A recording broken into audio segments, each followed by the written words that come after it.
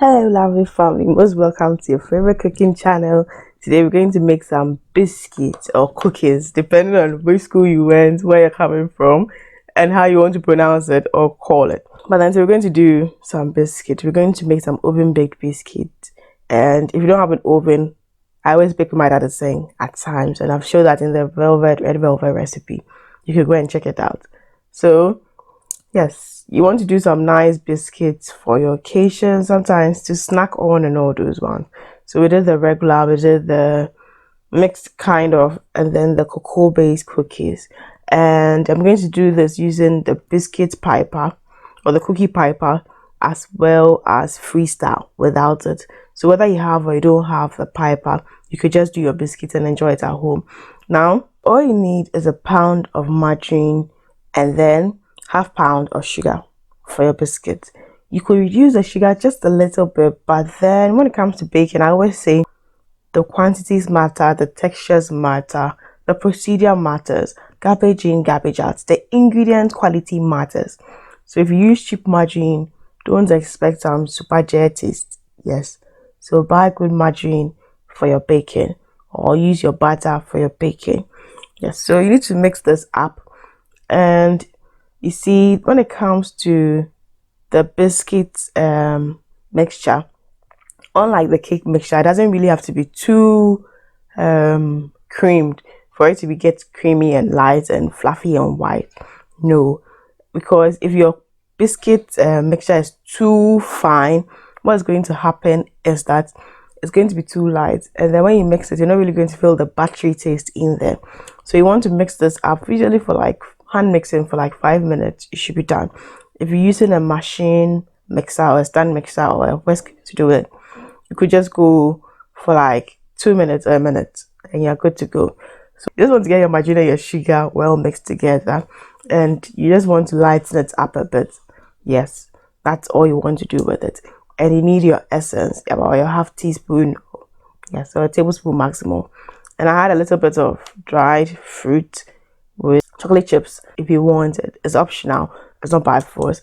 And then I had about half cup of powdered milk, and I had my half teaspoon of nutmeg. I had 1/3 cup of cocoa powder for my cocoa biscuit, and 1 egg.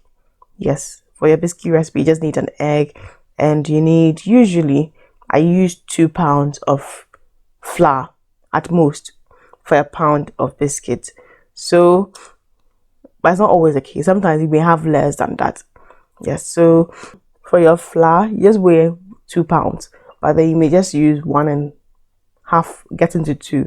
There's no always you're going to use the 2 pounds, but sometimes you may mix and you realize that you just use all the 2 pounds, but maximum in there is 2 pounds.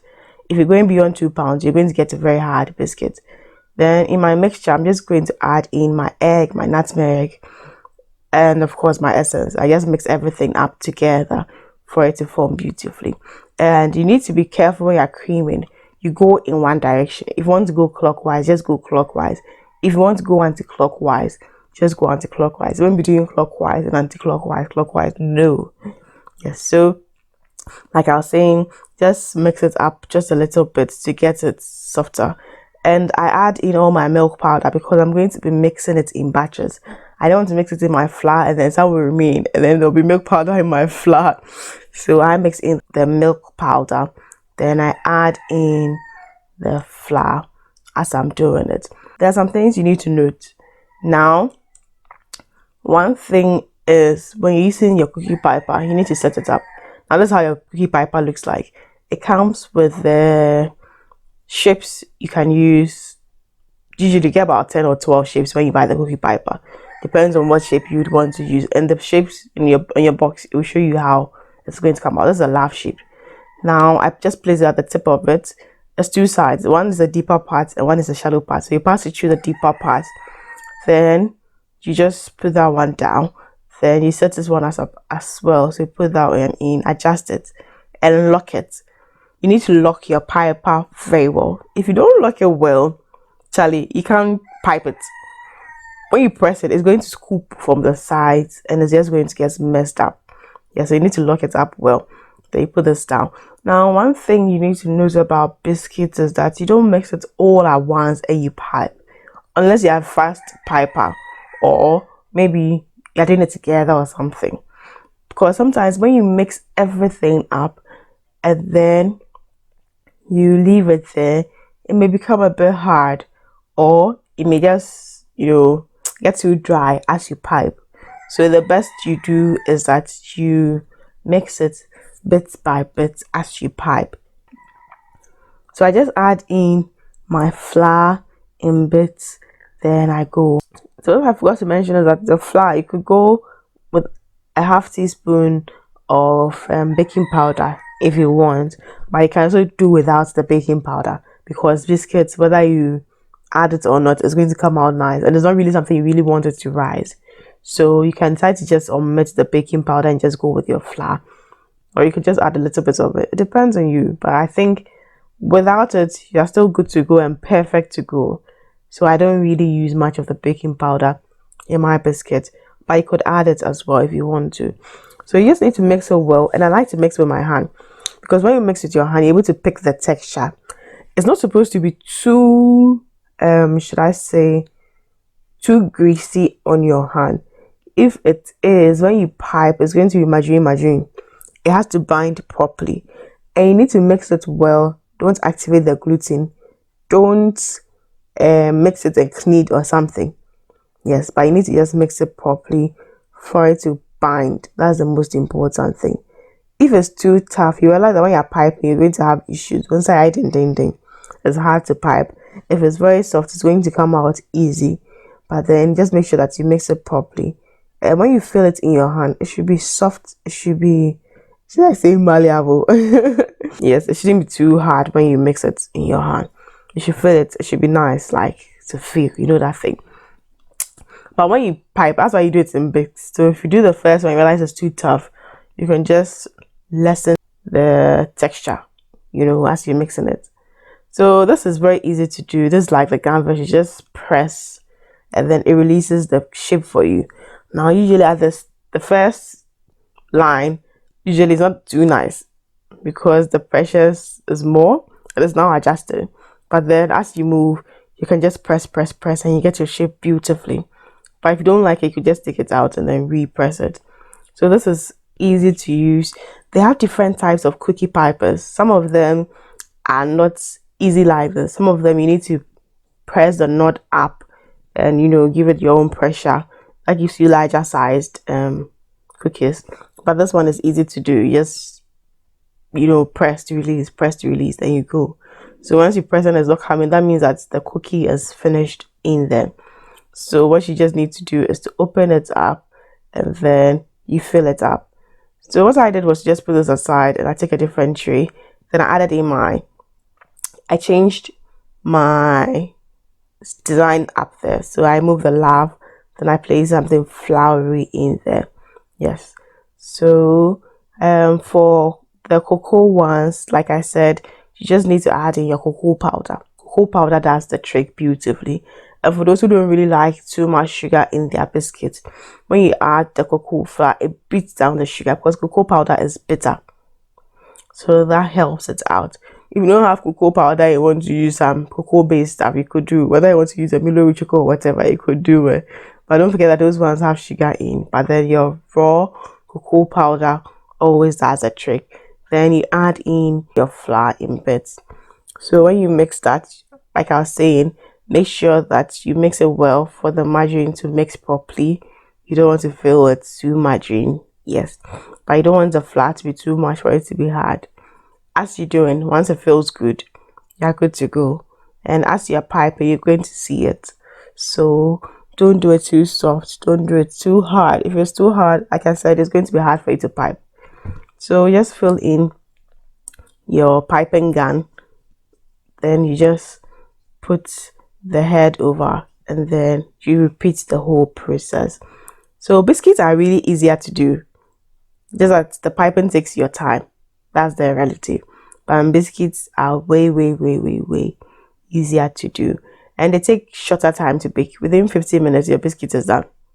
That's the reality, and you don't really need so much heat. You could just do this simply. So you could just use your spatula to arrange it properly. because sometimes when you pipe, there's so much space.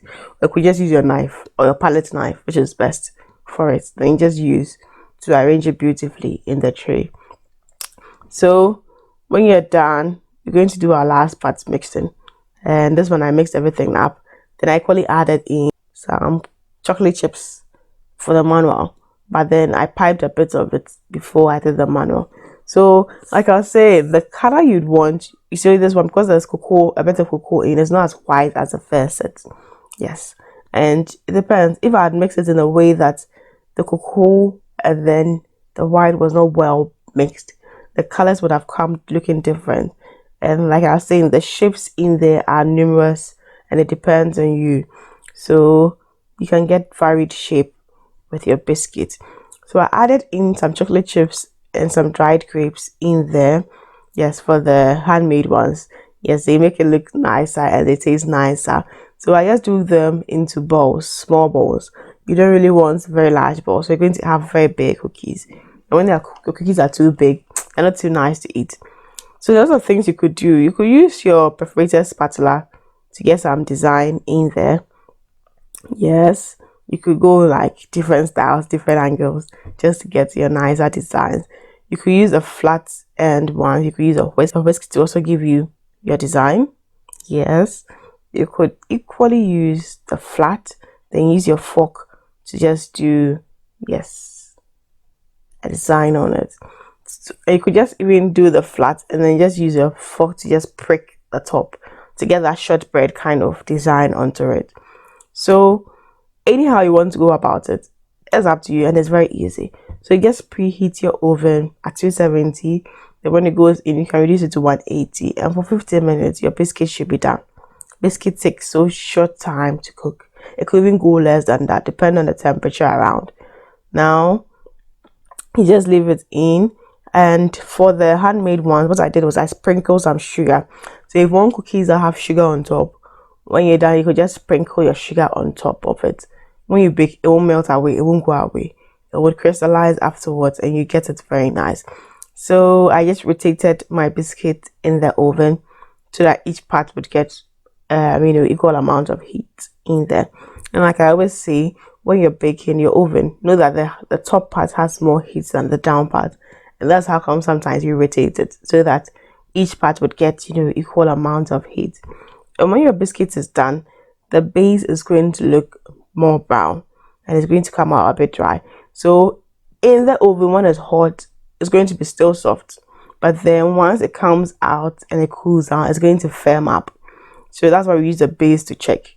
So your base is going to come out a bit dry, and yeah, when you're done, you're going to get beautiful cookies like these. Your heart shape, any shape you want, you just go with it. Yes, so that's how to do your simple biscuits or cookies recipes at home. And for my dieters, we have other cookie recipes you could look at on the channel. So till I see you in the next food video, do live life to the fullest. Please be more health conscious this year. Do well to make your health your priority and let every food moment count. Lots of love from my team and I.